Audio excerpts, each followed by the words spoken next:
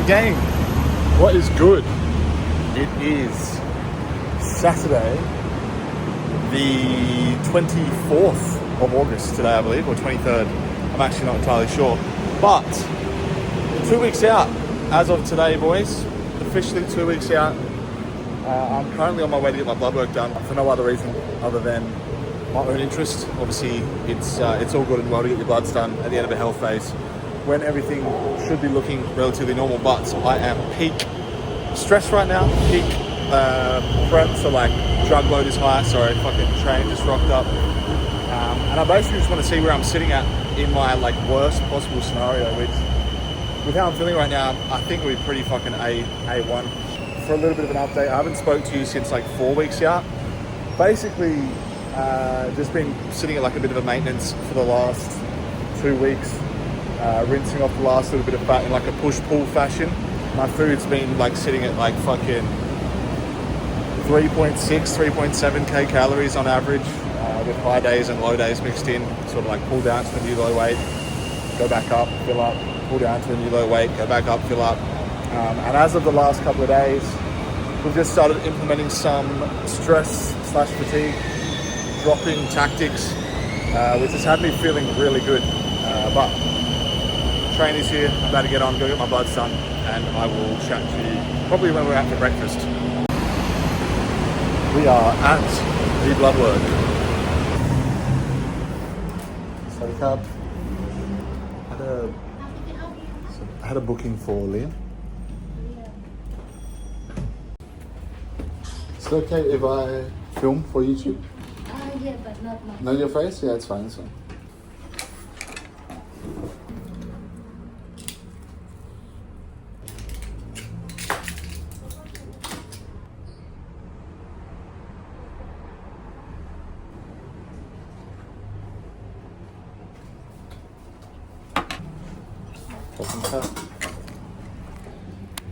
It is literally that easy. I booked this morning about an hour ago. I walk in, I get my bloods taken, I pay, and I'll get them back in about 2 hours. So, absolutely wild. Now, as I was saying, this is not for any like data collection for prep or anything like that. There's nothing like concerning at all going on. This is literally just me wanting to get bloods done to see where I'm at in what is, you know, realistically going to be the worst situation that they could possibly be in. Peak androgen load, you know, high stress, high fatigue, although that even at the moment is very low. But yeah, just want to sort of see where I'm at. It also gives me a good starting point for post-show, in terms of, you know, gives me an idea of relatively how long I'll take off prior to starting the off-season. So I will pay her shortly. She's just on the phone, like we see at Breakfast with Taylor. We have a rest day breakfast spot, and I'll run through, sort of how the last couple of weeks have looked, how the next 2 weeks will look. I'm now 2 weeks out, and yeah. All right, gang. So, usual breakfast spot on a rest day.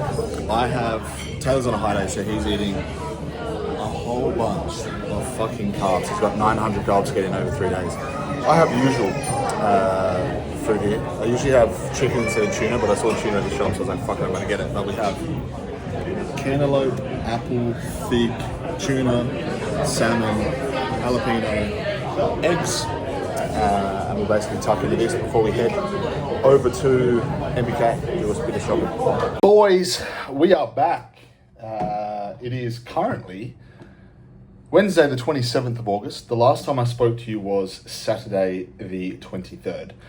So I was not 2 weeks out that day. I was 15 days out. I am now 11 days out, I believe, which is super exciting, obviously. Not a whole lot had happened since now and then, just the usual. You know what, if you've done a bodybuilding prep before, you know that every day is pretty much the same. It is very much like living in Groundhog Day. But the rest of that day was literally done eating and chilling. Since then, I basically just went back to, I was already on just regular baseline diet, which was already elevated. And I continued to drop down to a new prep low. So today and yesterday being leg day, today being a rest day, we are running 2 back-to-back high days, bring a little bit of life back to the physique.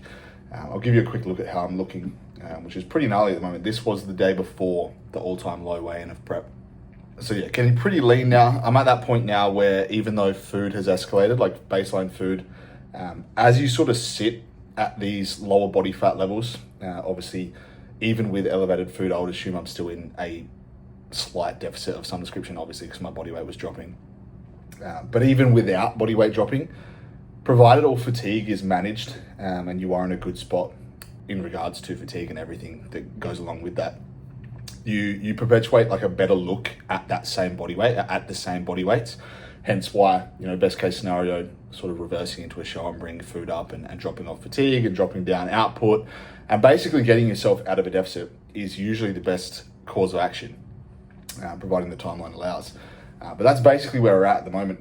We are obviously sort of we've got 2 high days at the moment, not really for any reason other than to just not let the body slip away at this point. I will then be back to baseline tomorrow, and then we'll be there for another couple of days up until basically I leave for the Philippines, which we will start loading. Ideally, I won't have to load too hard. My hunger's really just not that high at the moment, and I find that the lower that obviously I can load food-wise, which is still high for most people, like my high day, which isn't really that high the last couple of days, has been 775 carbohydrates, but my baseline diet is like 450, so which again is still a deficit for me. My food has been averaging, as of the past 4 or 5 weeks, my weekly average food intake has been about 3,600 calories, which sounds glorious. And obviously, yes, I am in complete agreement. Eating more food in prep is absolutely a better situation to be in. But obviously hunger is relative. And it's not so much the hunger side of things, but obviously just like the effects of dieting still take place. Like low body fat is the reason you feel shit in prep. That is be all and end all. It doesn't matter how much food you're eating. If you are stage conditioning, or 2, 3, 4 weeks out of stage conditioning, you're going to feel lethargic. Things aren't going to be feeling optimal, obviously. But I will be the first to admit that being able to eat food, because I've done preps where my food has got to protein sparing modified fast. So like 0 fat, basically 0 carb. It was meant to be like 50 carb. I was stupid and ate 0 carb. Lessons learned, obviously. But yeah, I've been there, I've done that. I definitely felt worse. Like eating food is enjoyable. It does provide a bit of joy throughout the day, regardless of, whether I feel shit or not. But as you can see from the title of this video, I didn't actually have this planned. I was, not expecting to make this portion of the video at all. But I figured, fuck it. I'm going to provide some educational content in some description. Obviously, this is not actually education. I'm not telling you what to do or how you should do things, but I am going to be transparent in how we have gone about running the PED side of things for this prep and the cycle involved, all the titrations, escalations along the way, and where I am currently sitting at peak dosage. Now, just before I sat down to film this video, I've got like my monitor set up here, my laptop here, phone's here recording. I realized my mouse was flat, which is super inconvenient because Apple are fucking retarded and put their charging thing on the bottom, so now I can't use my mouse. So I'm just waiting a moment for that to load so that I can run you through. I'm going to pull up my screen, like my coach's sheets, basically, so you can see that everything that's taken place in terms of escalations and stuff like that, it's all periodized out, and run you through exactly what I'm currently doing, what I had been doing, and how it all looked. Obviously, it goes without saying, I very much deliberated with myself whether or not this was a video I should make. But I do want to be as transparent as possible. Please, anyone watching this, clients watching this, understand that this is specific dosaging for me in a contest preparation phase. So things are elevated. This is not what I run year round. It's not a crazy dramatic amount of gear. It's not ridiculous in terms of contest preps and what I've seen some people run and heard some people run. But by no means is this a small dosage that everyone should be running. Please remember that I am 96, 97 kilograms stage ready. Like this is pretty hefty dosaging for the average human, and not something I would recommend anyone do. Please hire a coach, hire someone that knows what they're doing. But without further ado, let us get into the contest prep cycle. As you can see, if I hit record. So boys, as you can see, currently we have my timeline set up, which began all the way back in the 1st of Feb, which was the end of my off season. And you can see here, obviously at the end of March, I got my blood work done. I was coming into this was like a cruise phase that I believe started around about this region. You will see that we headed into lipolytic introduction, which was clenbuterol at 40 micrograms. That has since titrated up around about this mark here towards the end of April to 60 micrograms, and it has sat there ever since. No other lipolytics were involved. I have not used any thyroid replacement for this entire prep. You'll see over here, on the 3rd of May was my first PED escalation, which was the most dramatic. I went from what was baseline 280 tests and 100 Masteron, all the way up to what it is sitting at currently. Sorry, not all the way that what it is sitting at currently. But here it is, boys. Here is the total androgen load. So first PED escalation from memory was 240, 280 tests. I don't think the test has changed much from memory, and about 100 mast. It was either that or 200 test, 150 mast, all the way up to a grand total of 280 tests across the week and 400 mast E.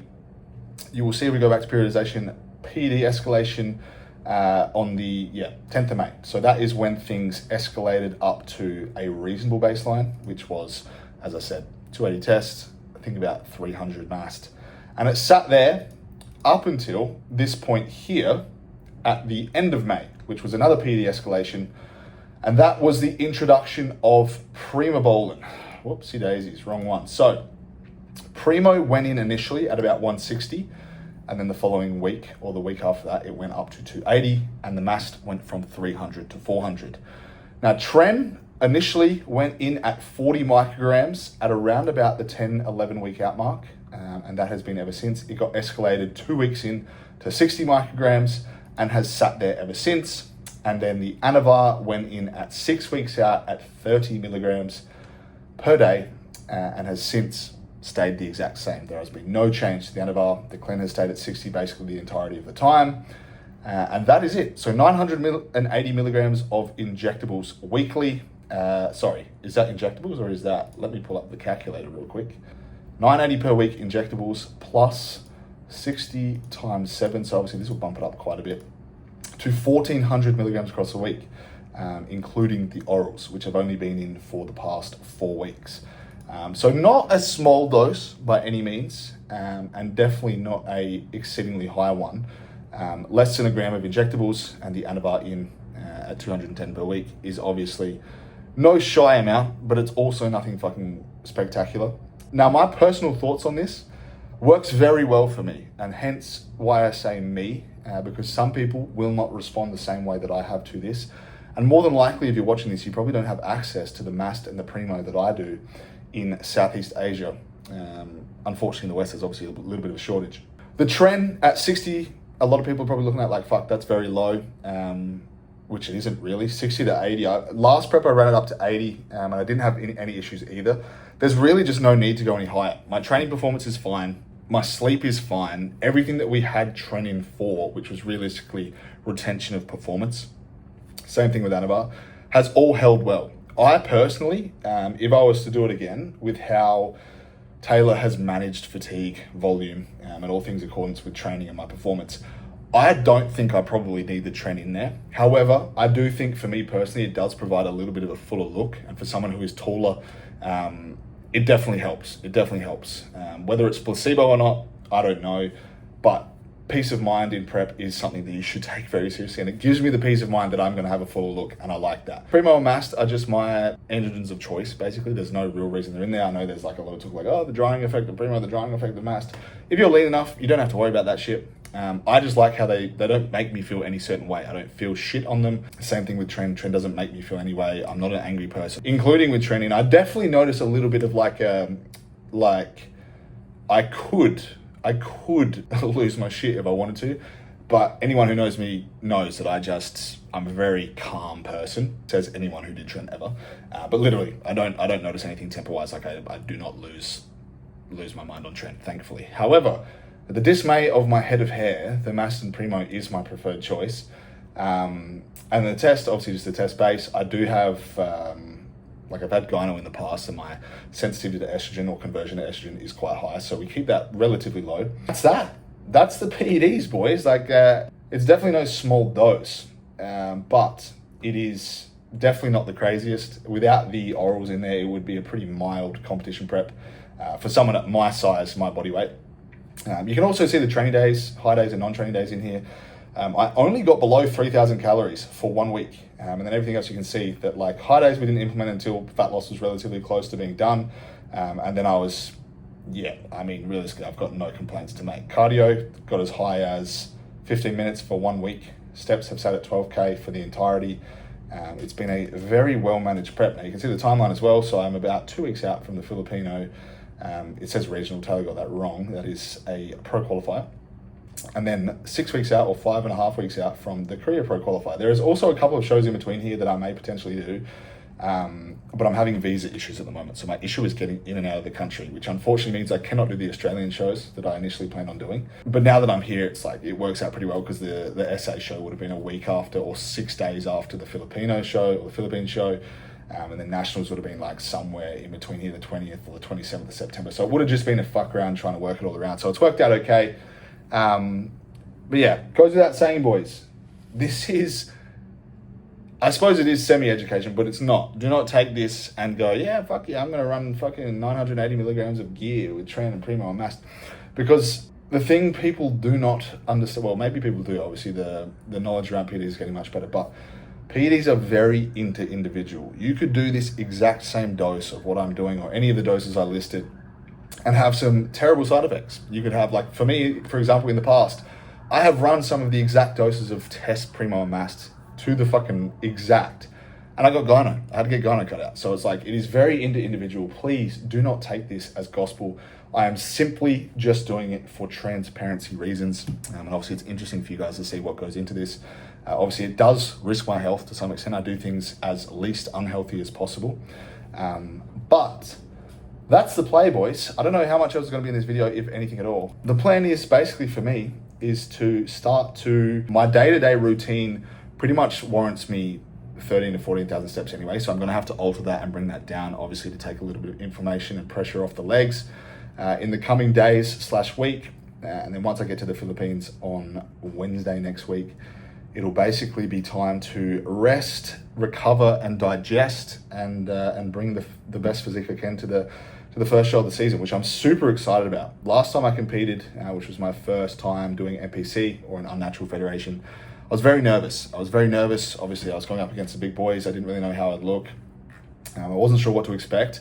This time, zero nerves. Very, very, like, honestly, I wish the show was like 2 days' time.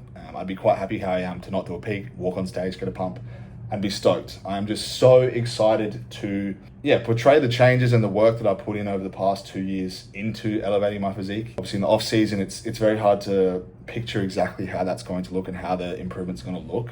Now that I am lean, I can see very much so that I have brought up my back a ton. I have brought up my arms a ton. Still plenty of room for improvements, and I'm still 9 kilograms under my weight cap.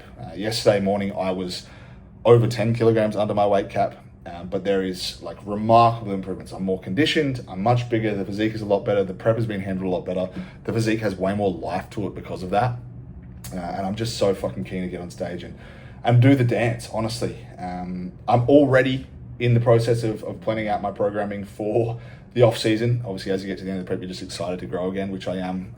And that's the weird thing this time is I'm excited to grow just like I was last time, but I'm probably more excited to continue competing.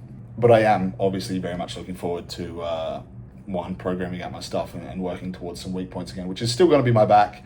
Probably always will be. It will still be more arms, and there's going to be a big focus on quad sweep and glutes as well in this coming off season. But hopefully you enjoyed. If you learned anything, fantastic. Please like the video. Subscribe if you want to see some more. I'm going to try and film a few videos throughout peak week to give you guys a bit of a run through. But yeah, peace and love, everyone.